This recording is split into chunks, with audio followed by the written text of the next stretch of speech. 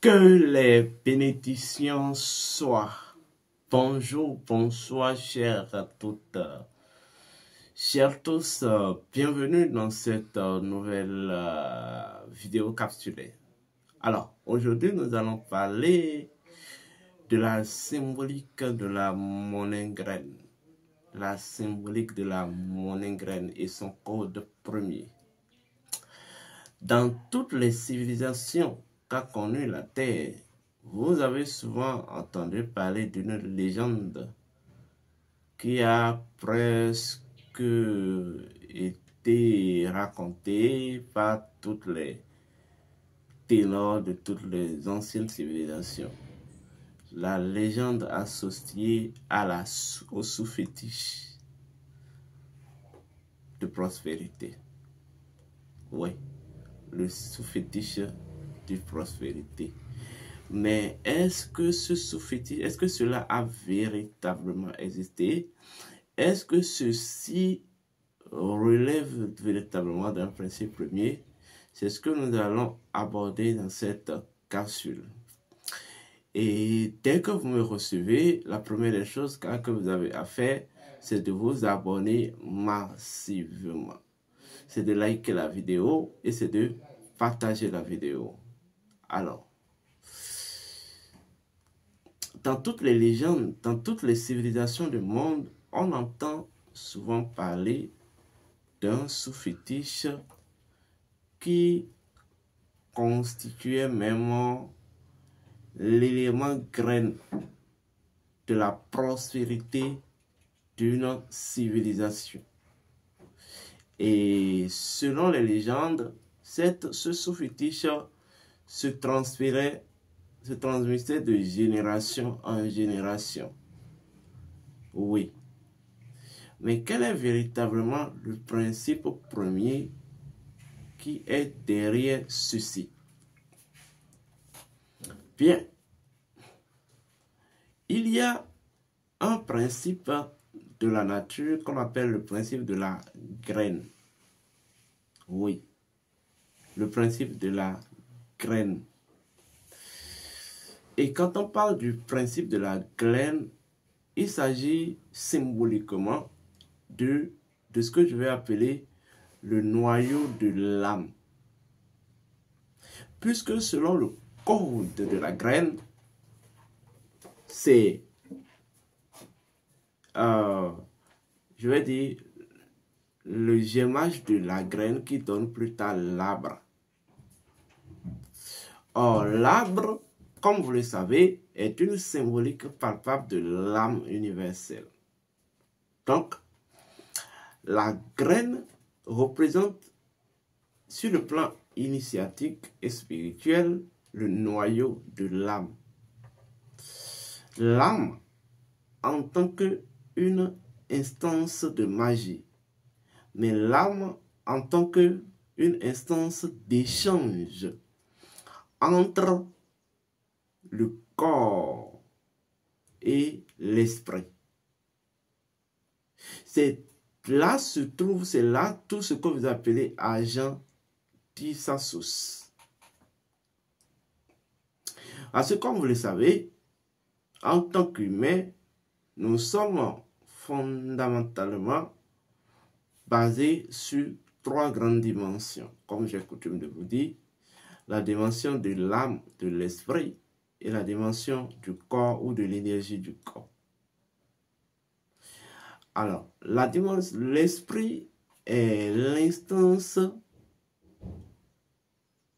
du pouvoir divin à travers l'homme. Et c'est l'esprit qui a la capacité, la possibilité de nourrir toutes les choses, de les vivifier, mais à travers l'entremise de l'âme. Donc, c'est l'âme en fait rend en fait fertile, l'âme transforme ou module la lumière de l'esprit afin qu'elle soit fertile pour que au cours de sa réception par le corps ou l'énergie du corps, qu'elle ne crée pas de dégâts que de créer d'équilibre. Vous voyez? Donc, le principe premier même de ce que vous appelez argent, c'est ce que je vais appeler la graine. Oui, la graine ou le noyau de l'âme. L'âme a été toujours une instance de transition. L'âme a été toujours une instance de partage. L'âme a été toujours une instance de ce que je vais appeler vivification. Maintenant, quand on parle de l'âme, on parle du monde astral. Oui, le monde astral. Donc, par ceci, le mode opératoire de ce que vous appelez même la monnaie, liant à l'âme, c'est ce que je vais appeler les valeurs. Ce qui fait d'une monnaie, une monnaie, c'est la valeur qu'on lui accorde. Sinon, c'est qu'en réalité, un moyen d'échange entre les dimensions. Ça veut dire quoi? C'est l'humain qui donne du poids à la monnaie. Et la monnaie est d'abord une énergie psychique. En fait, c'est une énergie qui a une relation qui, en fait, fait interagir le souterrain au céleste et le céleste au souterrain. Vous voyez? Voilà pourquoi,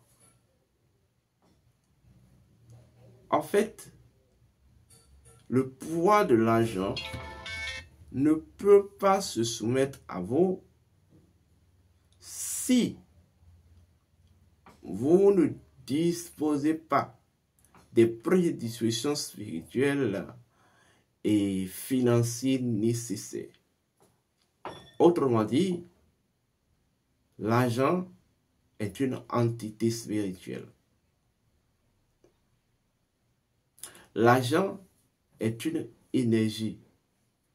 Oui, une énergie que vous deviez apprendre à invoquer, une énergie que vous devez apprendre à vivifier, une énergie que vous devez apprendre à totémiser. Je ne sais pas si vous me comprenez.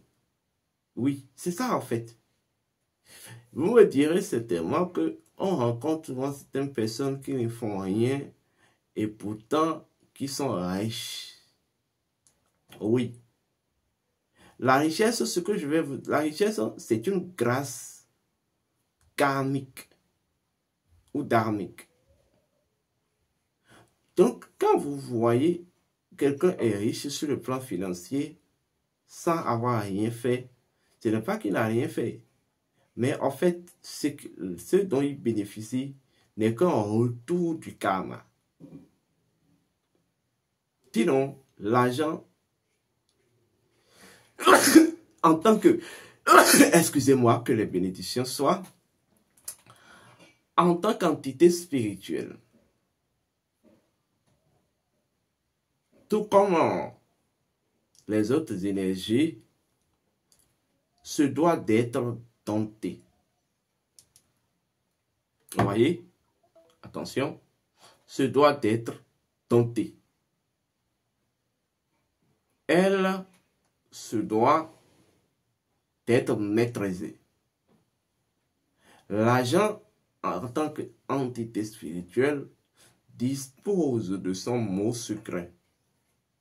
Oui, un mot secret et dispose de son mode opératoire. Eh bien oui, c'est ça. La meilleure manière de réussir, c'est la capacité de mettre de son côté les forces qui participent à au plein succès. Dans l'entité spirituelle de l'argent. Donc, le mode opératoire même de l'entité spirituelle de l'argent ou de la monnaie graine, c'est tout simplement ce que tu cherches, te cherche. Ce que je cherche, me cherche. En fait, parce que l'argent, de par essence, est une énergie, en fait, de la classe des énergies magnétiques ou des énergies d'attraction. Vous voyez? Donc, par similitude, lorsque j'établis l'intention forte selon laquelle je suis à la recherche de l'argent, l'univers réceptionne cette idée et crée en quelque sorte l'interface qui sera l'argent est à ma recherche. Je ne sais pas si vous me comprenez. C'est extraordinaire, n'est-ce pas? C'est en fait ça. C'est en fait ça. Les gens vont se demander, mais pourquoi on parle de spiritualité, on parle de l'argent? Vous savez, l'un des codes, l'un des niveaux de la spiritualité, c'est ce que je vais appeler la magie domestique. Oui, la magie domestique. Et dans la magie domestique, il s'agira pour vous de conquérir les entités de la nature, de les transmuter et de les soumettre. Et c'est la même chose. Parmi les entités, l'argent fait une entité de la nature parce que le principe premier même de la monnaie, c'est en fait la loi de l'échange.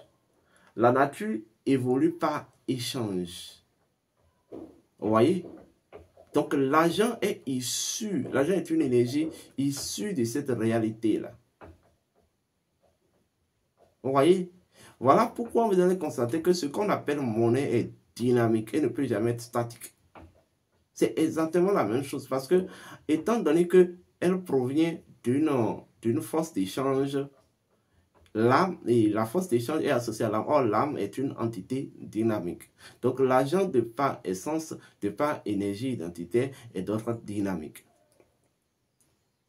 Alors, ce que je m'en vais vous proposer, c'est un processus rituel par lequel vous pouvez semer la monnaie graine. Vous savez, selon le code, c'est une graine qui génère des graines.